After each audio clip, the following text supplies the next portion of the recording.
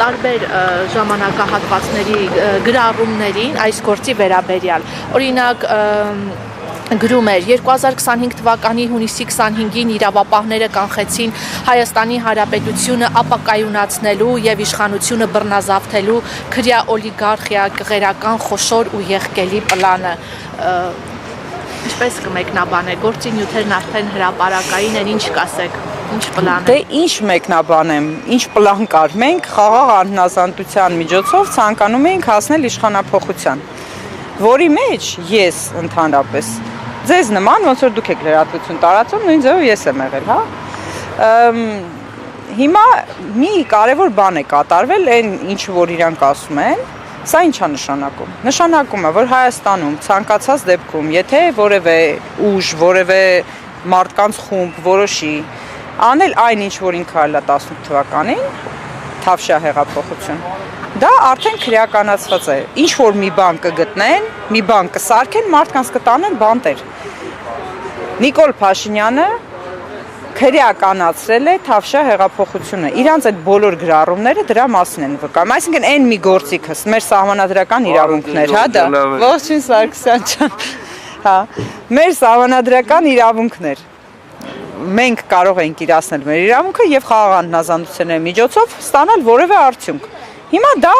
օրինական չի համարվում։ Ցանկացած Գյումրիում էլ տեսանք։ Ես մի տղա կար մեզ մոտ բանտում, դե անչափահասներն էլ էին մեր մոտ։ Դպրոցից հետո տուն գնալուց տեսլա մարդիկ են հավաքված, գնացել ա մտել այդ մարդկանց մեջ, երեխուն երկու ամսով կալանք են տվել, բերել են բանտ։ Հիմա ցանկացած դեպքում, եթե փողոցում որևէ ակտիվություն եղավ, դա քրեականացված է արդեն։ Կոնկրետ դա չի հոդվածով արձանագրվում, ուրիշ բան են գտնում, զանգվածային անկարգություն, ահաբեկչություն կամ նման այլ բան, ու մարդկանց ստանում են լցնում են բանտերը։ Իսկ Փաշինյանի տարբեր այդ գրառումներն ու հայտարարություններն ըստ ինչ ազդեցություն ունեցան մեղադրական եզրակացությունների վրա եւ ինչ ազդեցություն կունենան դատաքննության ու գործի ելքերի վրա։ Մեղադրական եզրակացության վրա իրանք ուղիղ են ազդում, այսինքն իրենք են որոշում ինչ պիտի գրվի այդտեղ, որևէ կառույց Հայաստանում ազատ չի գործում։ Ինձ 3 ամսով կալանքը երկարաձգելու որոշումն էլ հենց դրա վկայություն էր։ Մարդիկ թույլտվություն չեն ստացել ինձ ազատ արձակելու, ժողովրդական ճնշում եղավ, մի շաբաթ հետո որոշումը փոխեցին, դարձավ, որ ես շատ վտանգավոր էի, հետո դարձավ ոնց որ ընդհանրապես մեկ շաբաթ հետո, այո, շատ վտանգավոր անձ էի, դատավորն էլ ասեց ցավում եմ, այդ բառն էլ, այդ արտահայտությունն էլ արեց, ցավում եմ, դեռ վտանգը մեծ է։ Մի շաբաթ հետո ասեց նիստերի դահլիճից ազատ արձակել։ Այս մարդիկ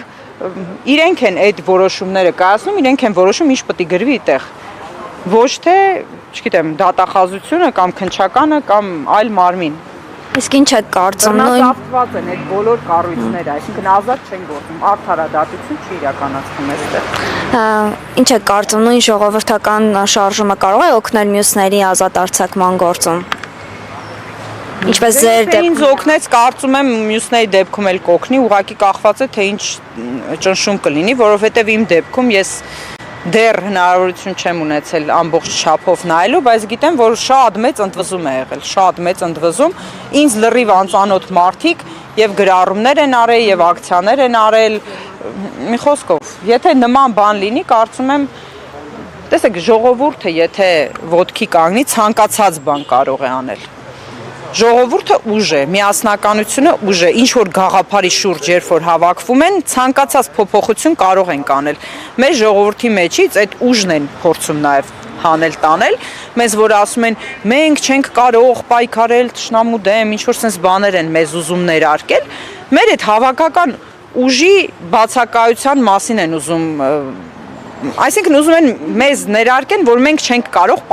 պայքարով որևէ հաջողության հասնել։ Լինի